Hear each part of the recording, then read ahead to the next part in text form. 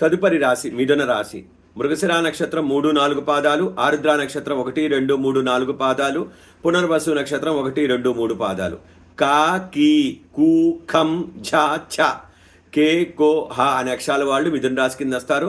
ఆదాయం 14, వ్యయం 2 అండి. మరి రాజపూజ్యం 4, అవమానం 3. మరి సంపాదన ఎక్కువ ఉంది, ఖర్చు తక్కువ ఉంది. ఒక రకంగా గురుగ్రహ సంచారం చూస్తే గనక మే వరకు అశుభుడిగా ఉన్నాడు, స్థానచలనం, ధన ఖర్చు ఎక్కువ ఉంటుంది.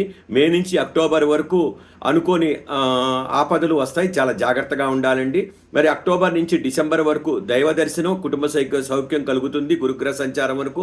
డిసెంబర్ నుంచి మార్చి వరకు గురుగ్రహ సంచారం వల్ల గౌరవ మర్యాదలకు భంగం వాటిల్లే కలిగే అవకాశం ఉంది. గురువు శాంతి చేసుకోవాలి, కోటప్పకొండ దర్శనం చేసుకోవాలి. మీరు ఎవరైతే గురువుగా భావిస్తున్నారో వారిని ఖచ్చితంగా దర్శించాలి, వారితో మాట్లాడటం అలాంటివన్నీ చెయ్యాలి. మరి శనిగ్రహ సంచారం ఒక రకంగా చూస్తే కనుక ఉగాది నుంచి ఉగాది వరకు సాధారణ శుభుడిగా ఉన్నాడు. కొత్త పనులు ప్రారంభం చేస్తారు. ప్రతి కార్యక్రమంలోనూ వ్యతిరేకత వస్తుంది, చిట్ట చివరికి అది పూర్తి చేస్తారు.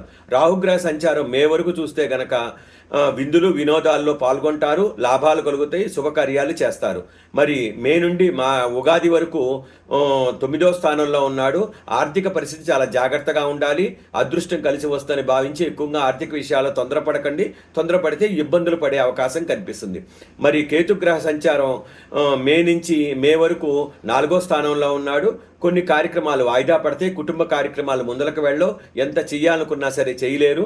మరి మే నుంచి మార్చి వరకు అంటే ఉగాది వరకు, మళ్ళీ ఉగాది వరకు 3వ స్థానంలో ఉన్నాడు. ముఖ్యంగా సోదరులతో వైరం కలిగే అవకాశం ఉందండి.